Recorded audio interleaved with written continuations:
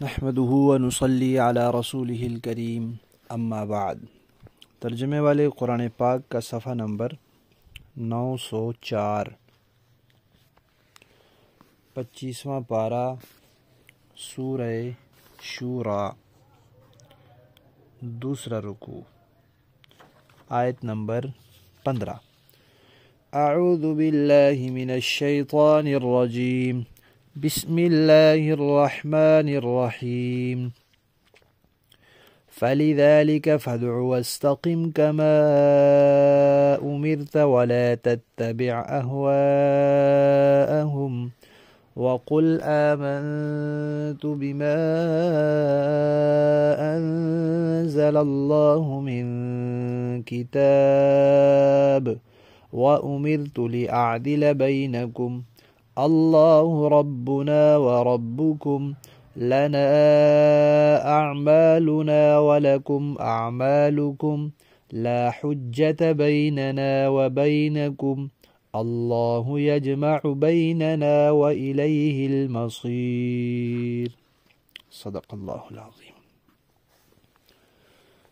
پچھلی آیات میں اس بات کا تذکرہ آیا تھا کہ اہل کتاب کے پاس یقینی علم آ گیا تھا، توحید کا علم آ گیا تھا، اس کے باوجود وہ آپس میں انہوں نے اختلاف کیا۔ کس وجہ سے؟ ضدہ ضدی کی وجہ سے، اور انہوں نے تثلیث کا عقیدہ اپنایا کہ بظاہر تو کہتے ہیں ہم توحید کو مانتے ہیں، لیکن پھر توحید کا معنی بگاڑا اور کہتے ہیں کہ التثلیث فی التوحید والتوحید فی التثلیث، توحید تثلیث میں ہے اور تثلیث توحید میں ہے، یعنی ایک تین میں اور تین ایک میں۔ جو ایک ہوتا ہے وہ تین نہیں ہوتے، اور جو تین ہوتے ہیں وہ ایک نہیں ہوتا۔ لیکن انہوں نے یہ انتہائی بے وقوفی کی بات کہی اور کہا کہ اللہ عیسیٰ اور مریم، یا اللہ جبرائیل اور عیسیٰ، یہ مل کر ایک ہی شمار ہوتے ہیں، تو یوں توحید کا معنی بگاڑ دیا۔ اب اللہ تعالیٰ نبی پاک صلی اللہ علیہ وسلم سے فرما رہے ہیں کہ انہوں نے تو توحید کا معنی بگاڑ دیا ہے، لیکن آپ اور آپ کی امت کا کام یہ ہے کہ آپ اسی صحیح توحید کی لوگوں کو دعوت دیتے رہیں۔ چاروں طرف سے اس دین کی، اس توحید کی مخالفت اٹھ رہی ہے، تو اب آپ کا فرض ہے کہ آپ اسی کی دعوت دیتے رہیں، اور اس دعوت میں آپ پوری استقامت سے کام لیں، بالکل مسلمانوں کے قدم کہیں بھی لڑکھڑائیں نہیں۔ اور جس کی دعوت اللہ تعالیٰ نے آدم علیہ السلام کے ذمہ لگائی تھی، نوح علیہ السلام کے ذمہ لگائی تھی، اور تمام انبیاء کے ذمہ لگائی تھی، وہ دیتے رہے، تو اے پیغمبر صلی اللہ علیہ وسلم آپ بھی اسی کی دعوت دیتے رہیں، اور اس توحید سے مسلمان ذرہ بھر بھی دائیں بائیں نہ ہو، اپنے قول سے بھی، اپنے فعل سے بھی، علم سے، حال سے، ہر اعتبار سے اسی راستے پر چلتے رہیں جس پر اب تک آپ سب چل رہے ہیں۔ پھر جو لوگ آپ کو جھٹلاتے ہیں یا جو ضدہ ضدی کرتے ہیں، تو ان کی خواہشات کی پرواہ نہ کریں، ان کی خواہش، وہ آپ کو کوشش کریں گے اپنے راستے سے ہٹانے کی، تو مسلمان ان سے ہوشیار رہیں، اور آپ یہ اعلان کر دیں کہ بھئی ہم تو اللہ کی نازل کی ہوئی ہر کتاب، ہر صحیفے، ہر حکم پر ایمان رکھتے ہیں، چاہے کسی پیغمبر پر وہ نازل ہوں، کسی زمانے میں نازل ہوں، جو کچھ بھی اللہ نے نازل کیا ہے ہمارا اس پر سچے دل سے ایمان ہے، پورا یقین ہے ہمارا کام پہلی سچی چیزوں کو جھٹلانا نہیں ہے، جو اس سے پہلے سچی چیزیں آ چکی ہیں، ہمارا کام ان کو جھٹلانا نہیں ہے، ہمارا کام ہے ان کو بھی تسلیم کرنا، ان پر بھی ایمان لانا، اور اب جو اللہ نازل کر رہے ہیں اس پر بھی ایمان لانا۔ اور پھر آپ کہہ دیجئے کہ اللہ نے ہمیں یہ حکم دیا ہے کہ میں تمہارے درمیان انصاف سے فیصلہ کروں، تمہارے درمیان اختلاف ہے، ایک تو توحید میں اختلاف ہے، دوسرا پھر اس توحید کے اندر جو 3 جز تم نے بنائے ان جزوں کی تعیین میں بھی اختلاف ہے، تو آ جاؤ میرے پاس، مجھے اللہ نے حکم دیا ہے کہ میں انصاف سے فیصلہ کروں گا، جو درست فیصلہ ہے، عدل سے کام لوں گا۔ حدیث شریف میں آتا ہے کہ 3 چیزیں انسان کو نجات دلاتی ہیں اور 3 چیزیں انسان کو ہلاک اور تباہ کر دیتی ہیں۔ نجات دلانے والی ایک چیز ہے غصے اور خوشی، ہر حالت میں انصاف اور عدل کا دامن تھامے رکھنا، اور دوسری چیز ہے خوشحالی ہو یا تنگ دستی، اس میں میانہ روی اختیار کرنا، درمیانہ راستہ اختیار کرنا، اور تیسری کہ ظاہر ہو یا باطن اللہ تعالیٰ کا خوف دل میں رکھنا۔ یہ 3 چیزیں انسان کو نجات دلاتی ہیں۔ ظاہر بات ہے جب وہ غصے میں ہو تب بھی انصاف کرے، اور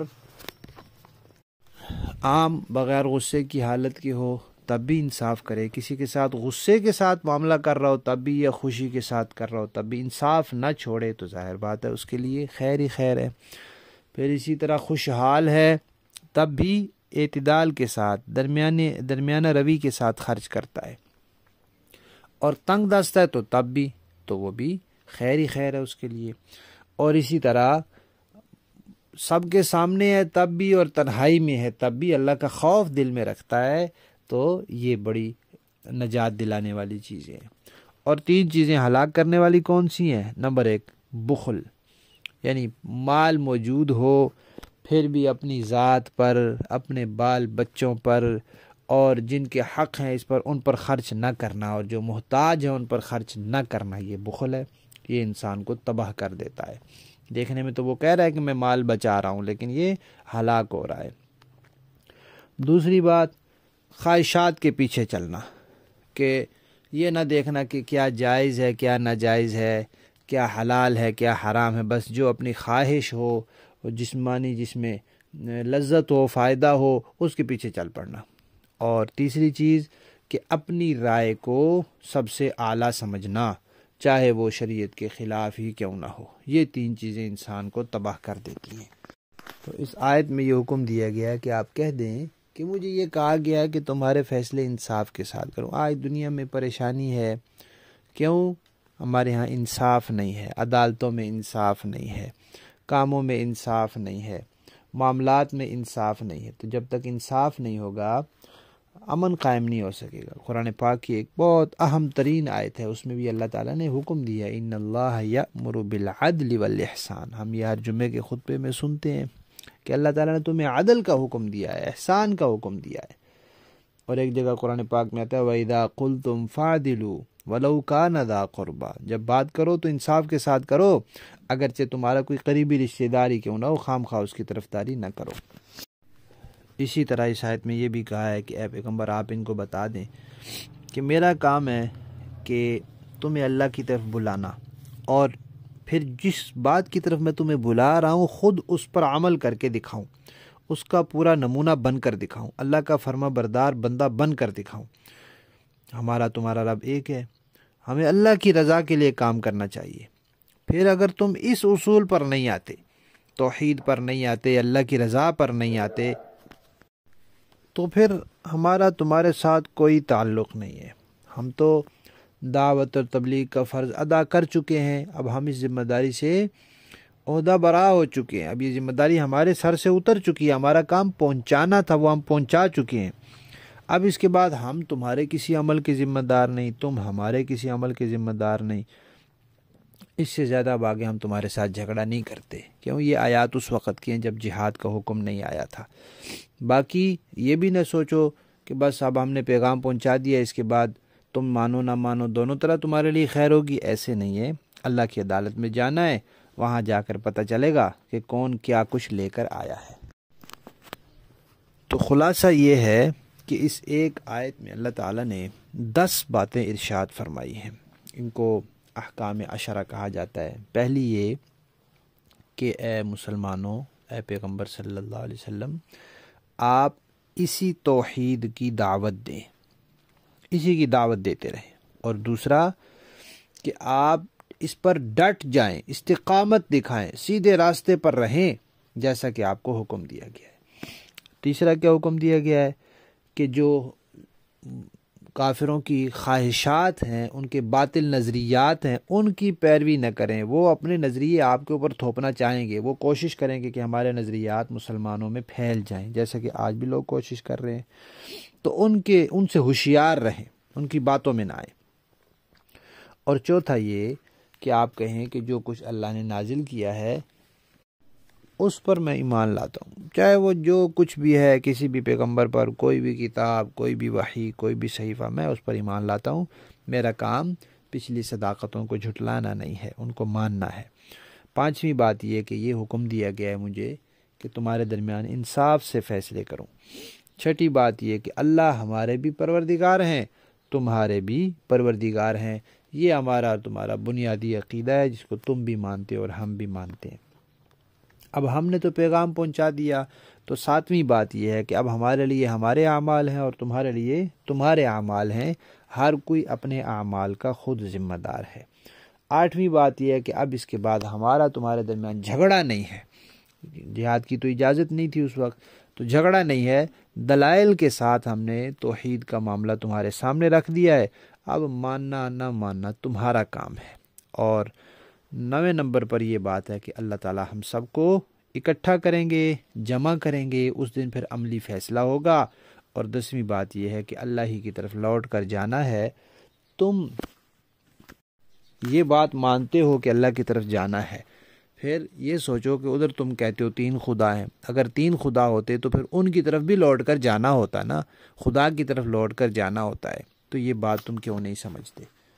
لفظی معنی دیکھیے، فَلِذَالِكَ، پس اسی کی طرف، فَادْعُ، آپ بلائیے، وَاسْتَقِمْ، اور استقامت کے ساتھ رہیے، کما امرتا، جیسا کہ آپ کو حکم دیا گیا ہے، وَلَا تَتَّبِعْ، اور نہ پیروی کیجیے، اَہْوَاءَهُمْ، ان کی خواہشات کی، وَقُلْ، اور کہہ دیجیے، آمنتُ، میں ایمان لایا، بما، اس پر، انزل اللہ، جو اللہ نے نازل کیا، من کتاب، جو بھی کوئی کتاب، وَأُمِرْتُ، اور مجھے حکم دیا گیا ہے، لِأَعْدِلَ، کہ میں عدل کروں، بینکم، تمہارے درمیان، اللہ ربنا و ربکم، اللہ ہمارا بھی پروردگار ہے اور تمہارا بھی پروردگار ہے، لنا اعمالنا، ہمارے لیے ہمارے اعمال ہیں، ولکم اعمالکم، اور تمہارے لیے تمہارے اعمال ہیں، لا حجت بیننا و بینکم، اب آگے جھگڑا نہیں ہے ہمارے اور تمہارے درمیان، اللہ تعالی، یجمع، جمع کرے گا، بیننا، ہم سب کو،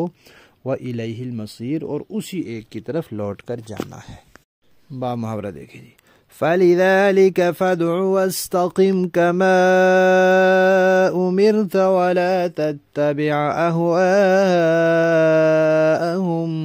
لہذا اے پیغمبر آپ اسی بات کی طرف لوگوں کو دعوت دیتے رہیں جس طرح آپ کو حکم دیا گیا ہے، آپ اسی دین پر جمے رہیں، وَقُلْ آمَنْتُ بِمَا أَنزَلَ اللَّهُ مِنْ كِتَابٍ، اور ان لوگوں کی خواہشات کے پیچھے نہ چلیں، اور کہہ دیں کہ میں تو اس کتاب پر ایمان لایا ہوں جو اللہ نے نازل کی ہے، وَأُمِرْتُ لِأَعْدِلَ بَيْنَكُمْ،